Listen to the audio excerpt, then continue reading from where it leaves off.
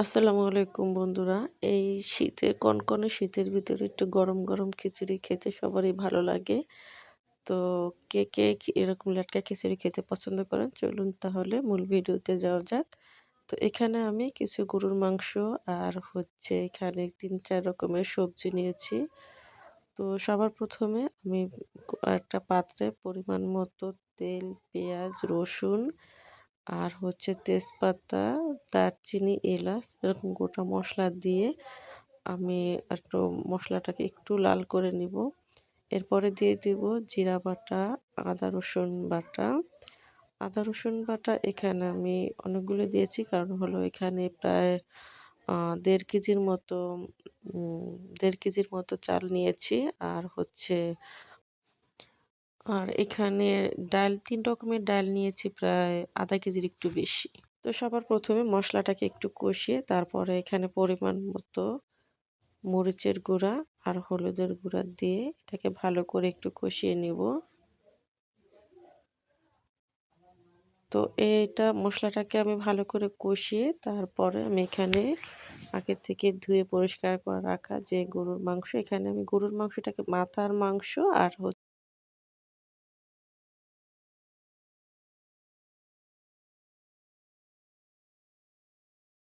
ফ্যাপসা আর হচ্ছে মাথার মাংস নিয়েছি।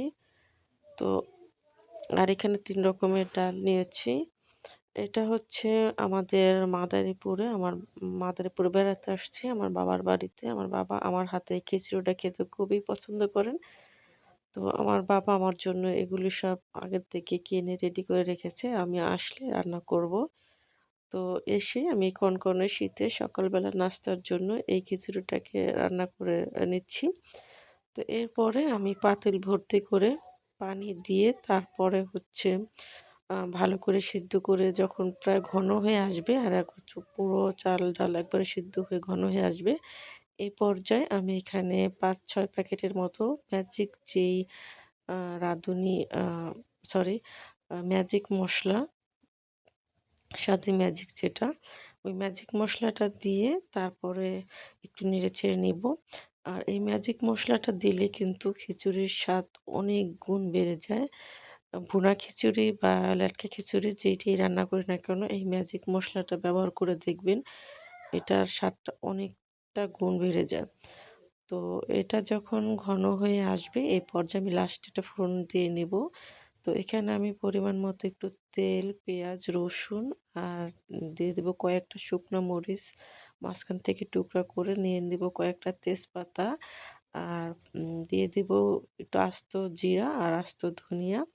এরপরে যখন এটা ব্রাউন কালার হয়ে আসবে এরপরে খিচুড়ি এর ভিতরে মানে এই বেরেস্তার ভিতরে খিচুড়িটা দিয়ে কিছুক্ষণ চুলার ভিতরে রেখে দিবেন। এটা এভাবে ফোড়নটা দিলে খুবই ভালো হয়।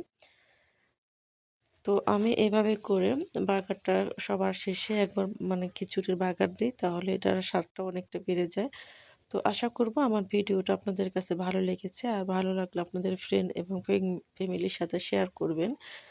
তো এই গরম, গরম খিচুড়িটা অবশ্যই এই শীতে ট্রাই করবেন। দেখবেন অনেক ভালো লাগবে। আর লেটকা খিচুড়ি কিন্তু শীতের ভিতরে খেতে খুবই ভালো লাগে। আর যেহেতু এটা গ্রামের বাড়িতে মানে আ লাকড়ির চুলায় এটা কিন্তু অনেক অসাধারণ হয়েছে।